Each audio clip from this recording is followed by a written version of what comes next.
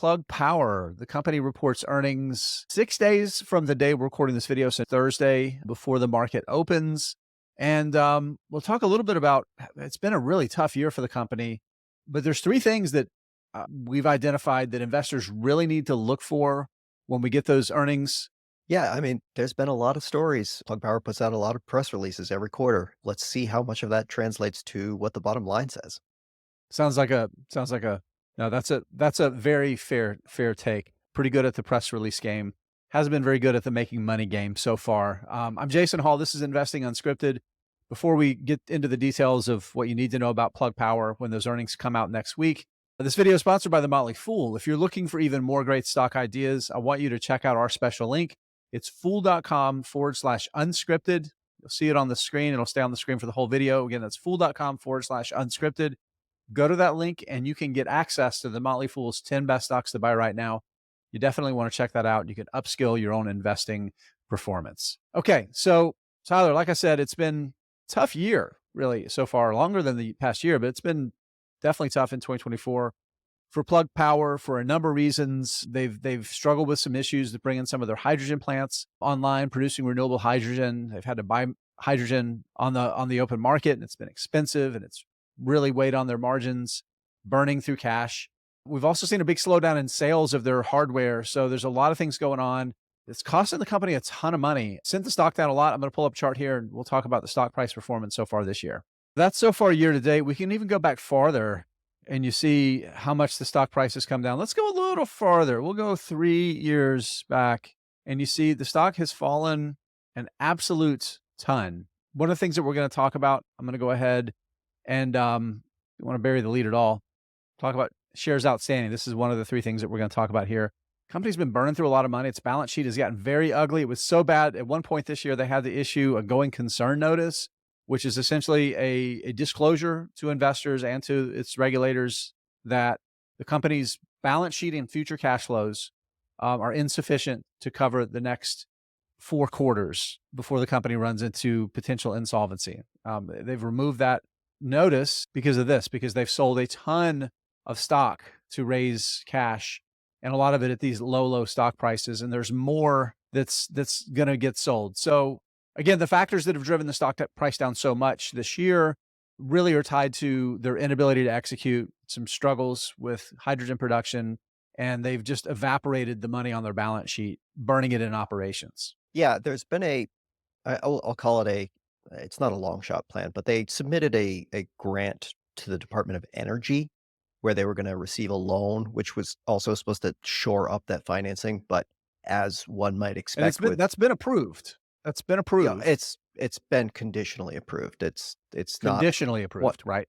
or the actual language behind it is a little fuzzy. Plug Power said they were working with it, but we haven't heard anything from the Department of Energy on it. So we'll just kind of put that in the maybe bucket still. But the idea being is that, that probably that process has gone a little slower than Plug Power expected. And therefore it has had to use stock again as a stopgap funding measure because raising debt any other way seems to be a too expensive endeavor for this company to happen.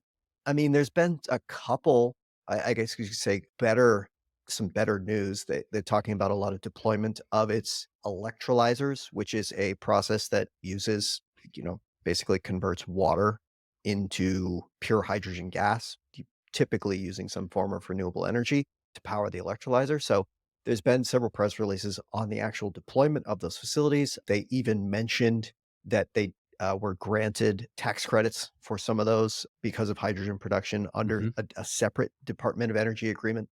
So there are some signs that, those products that they have been working on for a long time are actually getting deployed. And when they get deployed, that's taking unproductive capital and making it productive. So there is some And signs that's that been things. a massive struggle. That's been a massive struggle for Plug Power, really about a year now, but especially since late last year, is their inability to take all these capital investments and turn them into cash flowing assets. Yeah, and like you said, because they were struggling to get these things deployed, they were having to, for example, they had a lot of contracts with Walmart and Amazon to, supply hydrogen gas for these hydrogen fuel cells at their warehouses. They were having, like you said, they had to buy on the open market. It's extremely expensive, and they were running massive negative gross margins as a result because they had to pay higher Yep. prices than the actual agreed contract prices with its customers.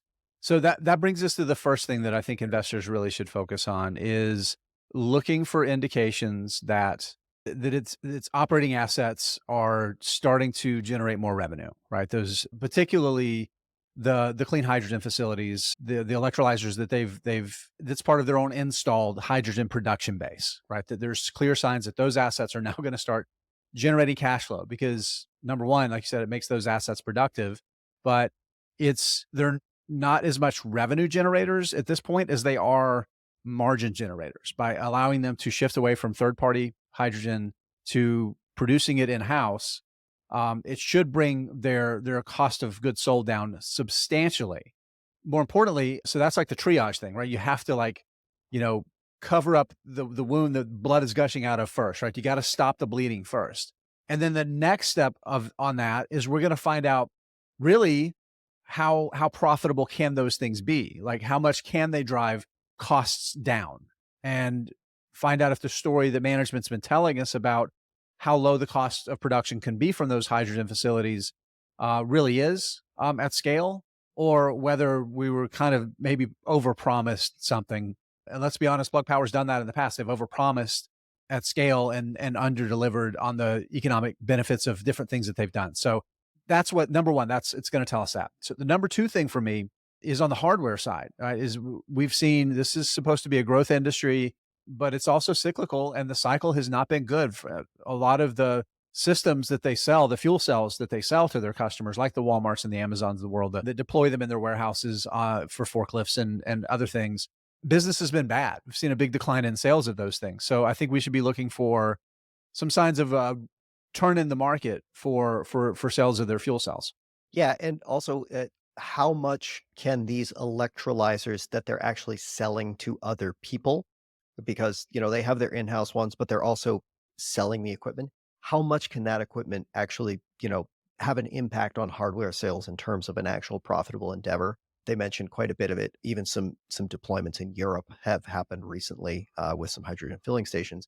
So there are some assets out there on the hardware side other than just its fuel cells, which will be interesting too, because like you said, there hasn't been a lot of fuel cell deployment, and hydrogen, just selling hydrogen pure as like a, commodity in the commodity market is not exactly the most lucrative thing either. So it'll be, Right. I doubt that selling hydrogen gas as just a commodity is going to be a very profitable thing for them. And I hope that they don't try to do that, because you're basically going up against like the Lindys and the Air Products of the world, who are also doing hydrogen gas from electrolyzers, probably at much cheaper rates because Right. they can do much larger scale.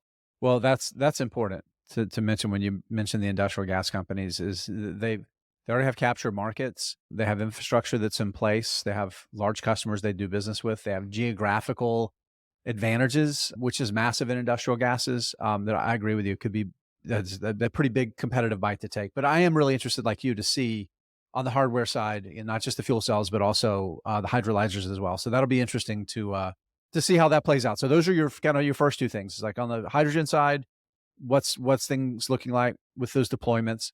The hardware side, seeing some signs that that's improving. And the third one, and I teased it with the chart showing the 35% dilution that we've seen already this year. Again, they've added more than one third more shares. It's a 25-year-old company. They've added one third more shares just in the first 6.5 months of the year, just to balance their budget, to have enough cash to support the business. And the latest one, I'm going to share it on the screen actually. So it's July 19th. This is the latest pricing of common stock. So this hasn't even shown this chart here that shows this doesn't include this because this is just pricing. So this is another 78 plus 12. So what's that? 90 million shares of stock on top of the 821 million. So you're talking like that's another, what, 11, 12% of shares on top of the 35% dilution we've already seen this year at $2.54 a share, right? $2.54 a share.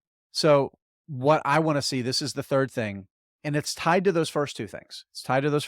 It's also tied to, you mentioned that the Department of Energy loan, conditional approval, eventually moving that into funding at some point. That's a substantial bucket of money.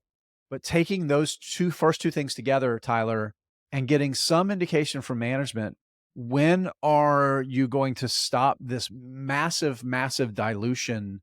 Could be approaching 40% of the company, 40% of shares coming into the year, dilution. When are you going to stop doing that? Because your existing cash flows from your operating businesses are sufficient enough to cover your operational needs. Well, I think you and I can both agree, in most cases, businesses don't turn on a dime like this. Like, we're talking about the Yeah. difference of 1 quarter here, and typically, some of the things we're talking about here is gonna be a multi-quarter turnaround, to actually make these things happen. I don't think it I really don't think it's gonna stop. I mean, this was an announcement in July, and we're about to see it in a couple weeks. So I don't think we're going to see any significant changes in the actual report. Maybe we'll get something on the conference call being like, look, we're going to try to slow our pace. I guess that would be the first sign of some improvement. Whether or not we get that is Yeah. yet to be seen. But again, those are kind of, I feel like these are the things we've been talking about for a long time and we've yet to see them.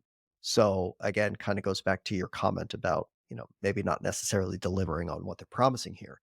So again, I hate to make it sound like we've been beating the same drum for a very long time, but this is kind of where we're at with this company, and it really, I don't know. I've said the rubber needs to hit the road for a long time, but it for some reason it just kind of keeps floating up and spinning its wheels. Yeah, no, I think you're exactly right, and, not to toot our own horn too much, but we've been cautioning investors for at least half to two-thirds of this chart. We've been cautioning investors about the Those company and its track record of not generating economic returns, and stock price historically follows earnings per share over the long term, every stock. The biggest winners, they go up because earnings per share go up. Plug Power's never made money, literally never made money, and there's no signs that's going to continue. So that's why I'm really hammering on this, Tyler. For anybody that's following the company, is you need to get answers to those three things. Can your services side of your business actually generate margin? Can your hardware sales start to grow again, especially the hydrolyzers? And can those two things combine to generate cash flow so that you don't have to keep selling more and more of the company to new investors just to keep the business solvent? So we'll give you an update after earnings come out. So stay tuned for that sometime in about a week or so. And until then, you know where to find us.